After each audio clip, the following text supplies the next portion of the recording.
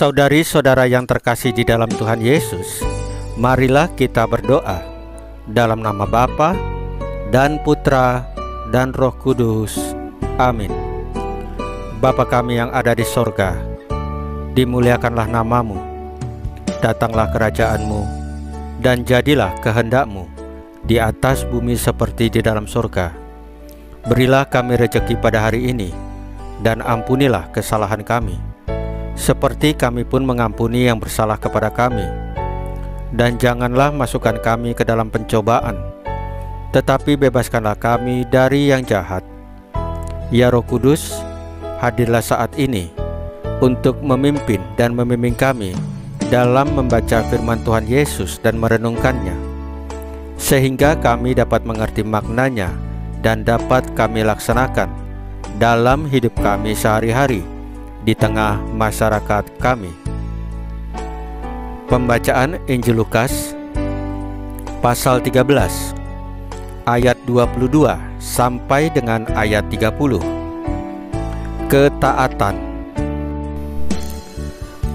Dalam perjalanannya ke Yerusalem, Yesus berkeliling dari kota ke kota dan dari desa ke desa sambil mengajar.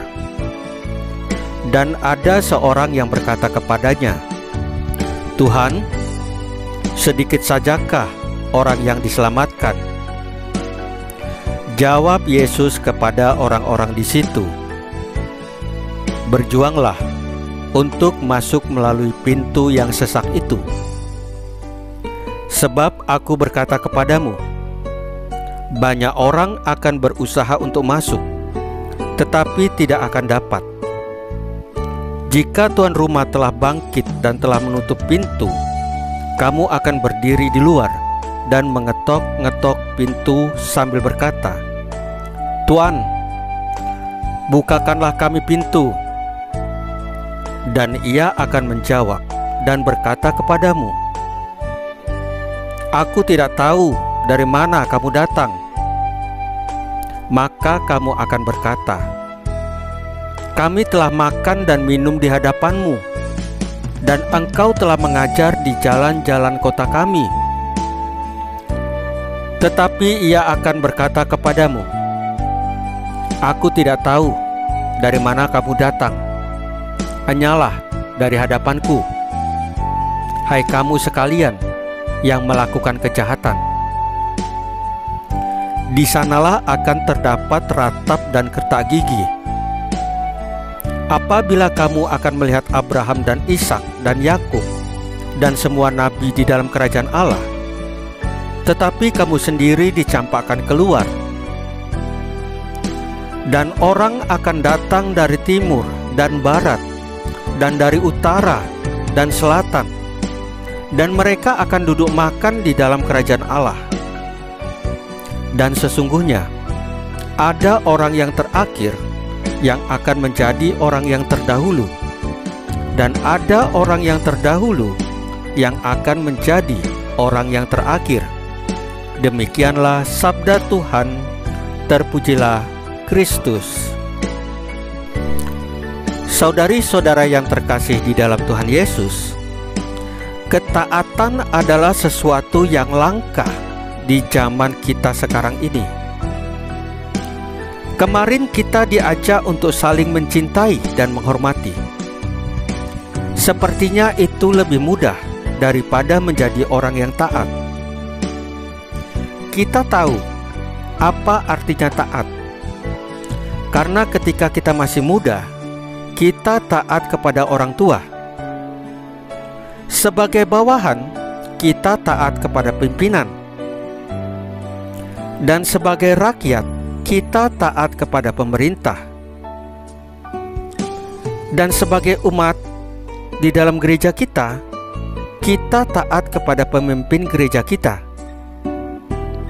Ketaatan kita terhadap orang lain membantu kita taat kepada Tuhan Yesus.